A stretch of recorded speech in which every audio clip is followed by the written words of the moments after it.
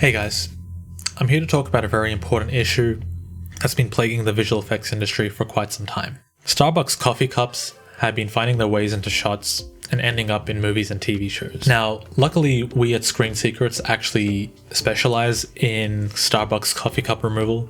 And speaking of which, we actually have an Instagram page now. If you follow us there, subscribe on YouTube, we'll be able to remove even more Starbucks coffee cups from shots. The actual technique I want to show today is something that Roto Paint and compositors use pretty much on a daily basis, whether it's very basic marker removals all the way to really complex rig removals. Pretty much any sort of paint work that we do uses what I'm showing you today, just on different levels of complexity. So we have our shot here where we have a coffee cup smack bang in the middle of our shot with me reading a book. And before I do anything, I like to study the shot, see what's going on in it, and note down any kind of anomalies or weird issues. First thing I'm noticing is it's a relatively static shot, and the book I'm holding will be needing some roto to go back over the patch that we're going to do. Now, last week I did a roto tutorial for me holding a box, so if you've watched that video, you'll have a pretty good understanding on how to approach this one. What I want to do is look for a frame that's relatively clean and doesn't have much obscuring the cup. I think we're going to go with around 176, and we're going to drop down a frame hold. The way we do that is you can press tab and type in frame hold. That lets us freeze the shot where it is and then do anything we want as if this was a single image. So we're just going to create some dots just so we can have a clean script, and we're gonna look at it. And then what I'm gonna do is I think we're gonna approach this the way of treating the wall and the table as the two separate things, and then we're gonna combine them in at the end. So if we drop down a paint node, Roto Paint node, you can press either P or press tab and then type Roto Paint, and that'll come up for you. You can do that, and we're just going to call this our wall paint. So looking into the actual node itself, we have a few little tools here. We got the Bezier spline tool, we got the brush, clone tool, blur, and dodge and burn. But the one we're going to focus on today is the actual clone tool. If you're familiar with any editing softwares, you might be familiar with this tool. What it does, it just lets you sample a particular area and then paint that particular part wherever you want. So if I want to change where I'm sampling, I can hold control and then drag to put this wherever I want. And then if I want to control the size of my brush, I can hold shift and then drag in and out.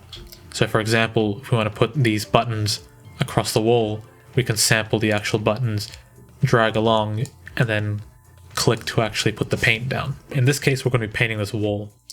What I like to do is just crunch the details a bit by gaining up a tad bit and then putting the gamma down. And what that does, it exposes a lot of the weird details that you can't really see on the plate itself. Now, the first thing I'm noticing here is that there's some lighting difference along the wall, so it gets brighter from here and then darker here. And what we're going to need to do is let our paint conform to the angle of the lighting. I'm just going to sample this area here, make my brush size pretty big, and then change the opacity of the actual brush to maybe 0.3, just so we're not as destructive with the paint. And then yeah, we're just going to start painting this downwards. Now it's okay to, in this case, that we're eating into the table because we're going to be treating the table as its own entity later on. So now if we go into the paint node and then press D to disable it, we can see what it looks like on and off, and then we can compare the plate to the paint itself. And what I'm looking for is difference in exposures, any dark spots, or just anything obvious. I think we've done an okay job. I think we can maybe just, for the sake of sanity, be a little more careful with the painting here. We don't need to focus on anything outside the coffee cup because we're not really going to be using that. It's just good to overcompensate your paint so that in case you need to increase the size of the patch, you have some room for movement. So if we look over to the properties tab of the Roto paint, we have our individual clone paints. What you're going to do is highlight all of them by pressing shift and click, and change the lifetime from single frame to all frames. What that's going to do is just keep the actual paint on throughout the entire frame range rather than just being on for one frame and disappearing. Now that we've done the wall paint, we're going to create another paint node connected to the frame hold, and we're going to call this table paint. So now that we're focusing on more of a dark area, I'm just going to go back and expose up a little bit. And a few things to keep in mind with this one is because there's a fair bit of detail in the table itself, like we can see some granular detail in the wood, some lines going through, we're going to make sure we keep all of that in the actual paint. Otherwise, if we were to submit this as a real shot, the supervisors would do some tech checking on it and then send it back because it doesn't completely match. You can do a pretty rough job for a personal project or whatever, but I want to treat this as if it were a real shot in a real studio, so that if you're ever going to be applying for a job anywhere, you can show them that you work to the same standards as they do. I think that's kind of the difference between people who are able to get the jobs in the industry and people who aren't. The hardest things about doing these shots are taking them from 90% to 100%. That's where the most time is going to be spent. So we're just going to change the opacity back to 30% and just start painting.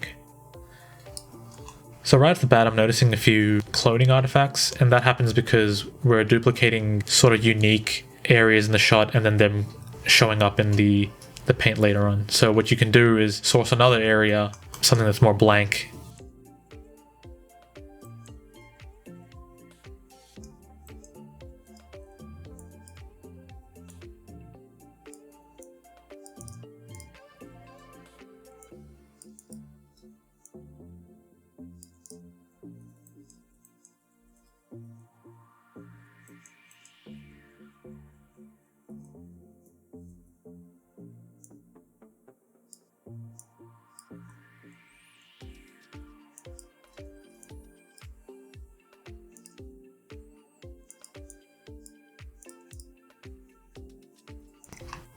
So now that we've painted in the actual table, we're going to go in and do the same thing where we highlight all our clone strokes and then set the lifetime to all.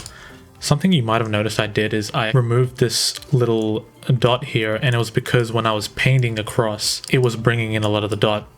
So if I painted this way, for example, to patch something out, it would actually bring in that dot to whatever I was painting to help me out there. I actually just removed it for the time being so that it would help me out when I'm painting and later on, like that.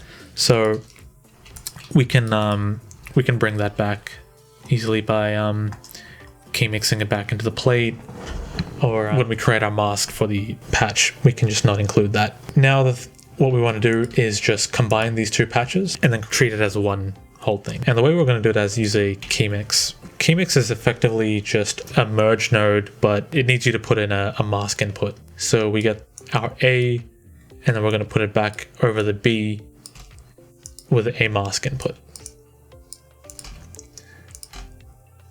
And if we just look at the actual plate itself, we're going to get our table, puts a rotor shape to match the edge of the table, and that should put our table over our wall, which seems to be working pretty well. And then what I like to do is just compare 1 and 2 from the plate and the actual paint itself to see if there's any issues here. What I'm noticing is there's a bit of a softness on the edge of the table compared to the actual paint that we did. So I'm going to put a little bit of a blur here, and it should look okay.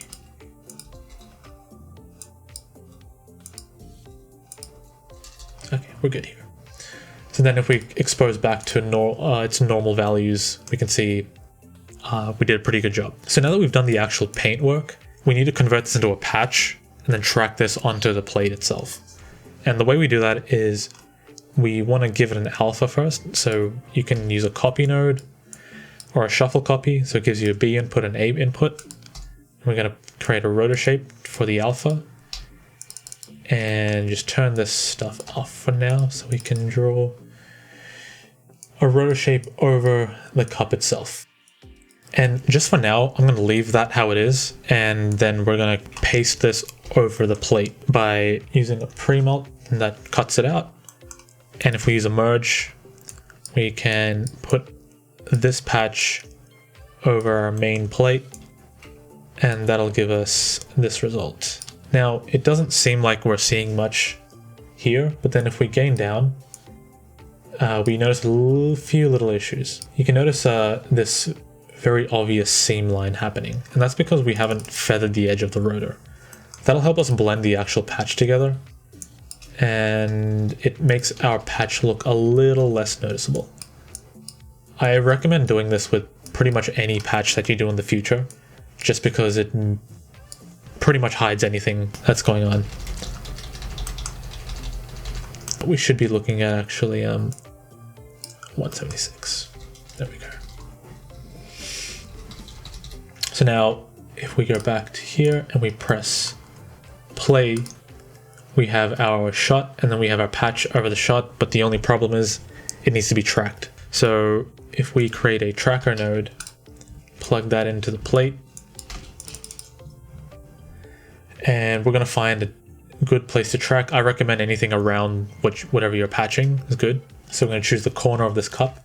If you press Control Alt click, it'll create a tracker where you clicked, and then we're just gonna press play and track forwards, and it should do a pretty decent job of this because there's not too many moving parts. And then we're just going to track backwards from where we started. That's good. A really important thing to keep in mind is wherever you did your patch, or whichever frame you did it, make sure that's where your track starts. And to make sure that's the case is you go into the transform property tab and click set to current frame on the actual frame you did your frame hold on. And we're gonna go here and export this as a baked transform node. You can just straight up stick this tracker underneath your patch and use that as your tracker, but I found that this node is a little more heavier than the actual transform node, and if you have a lot of these in your script, it'll slow you down quite a bit. So I highly recommend, instead of using the actual tracker node, export it as a baked transform. It'll just help you out in the long run. So then the next thing you want to do is go through your shot and make sure it's tracking properly and whether your patch is in the place that it's supposed to be. What you can do is actually turn off all your paint that you did and use the plate as the patch itself, and that way you can notice any issues in the tracking. So if you turn it on and off like this, you can see if the cup moved at all, then the track needs to be adjusted, and it looks like it's done a pretty good job. The only thing I might do though is, because of our paint, it's caused the actual table to appear like it's moved down a little. So if we create another transform node on top of the tracker that we did, we can just move it up a couple of pixels, or maybe like half a pixel. The last part of this is probably the most painful part, and that's going to involve some rotor, and that's really fine. That's you could expect yourself to do this on almost every paint shot that you do, and you need to be really good at rotor for this to look good, because it's right in the middle, and the focal point of the actual shot is on the book itself. So if you're going to show this to an audience member, you need to make sure it looks as if nothing was there in the first place. So the next thing we're doing is we're going to track the book itself, so we can use the tracker to drive our rotor. Just before I do that though, I'm going to create the setup for the rotor. And what we're going to do is use a key mix. And in similar that way we used the key mix before, it puts the A over the B using a mask. And I'll explain specifically why I like using a key mix more than anything else. And there's a really specific reason as to why I do this, and most studios encourage doing it this way, is because when you create a paint or any sort of prep work, the way a compositor uses it is they use the alpha of this plate and they'll cut your paint work out using a pre-melt and then merge it over their comp, and then they can regrain it that way. So what you want is a really accurate alpha of what you're patching, but then occlude anything that you're rotoing back.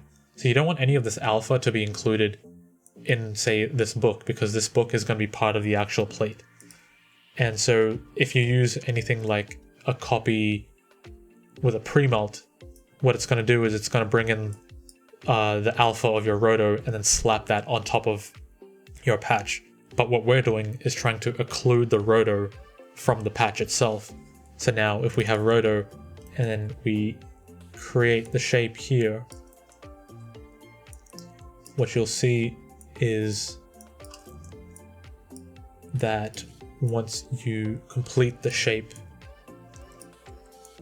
the actual shape of your roto is going to be cut out of the shape of the coffee cup patch that we did.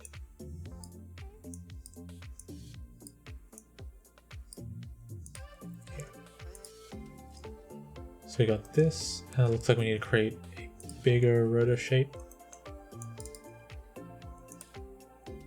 Maybe we don't need this patch to be as large as it does.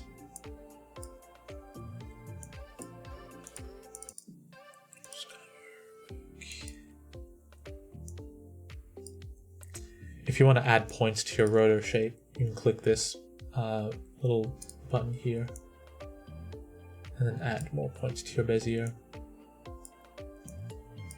And just to remind you, if you prefer using B-splines over Beziers, it's totally fine.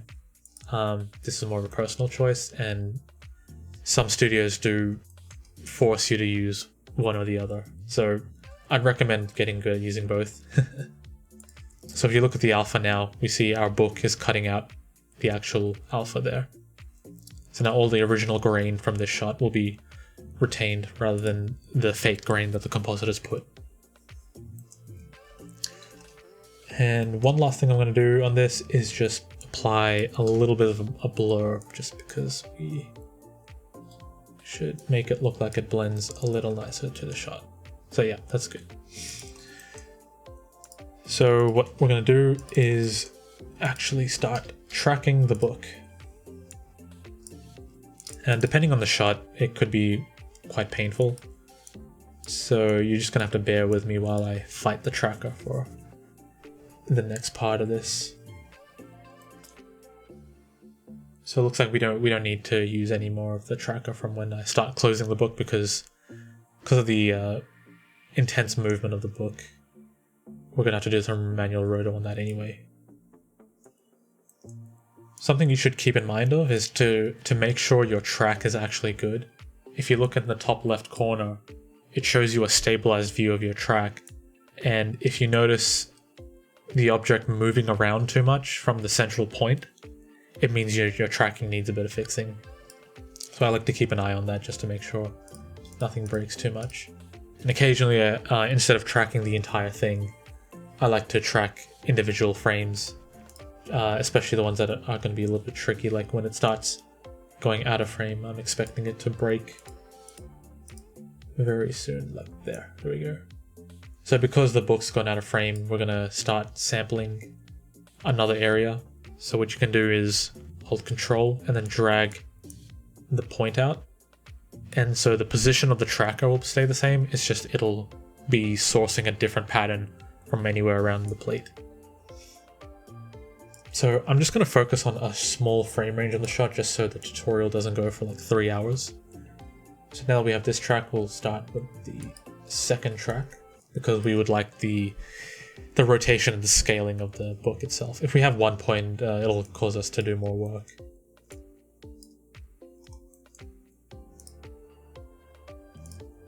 And of course in the very extreme motion blurry areas, it's going to break, so you might have to manually adjust your track so that it does it properly. If you want to delete keyframes, you can click these 3 buttons here. This one deletes forwards, this one deletes backwards from where you're, which frame you're on.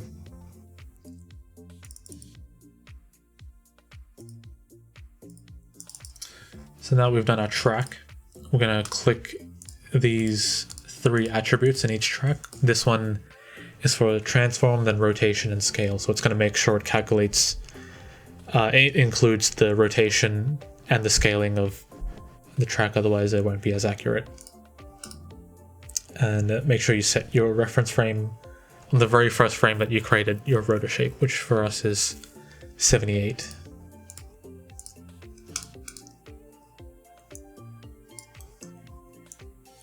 And then we can just put the tracker right here.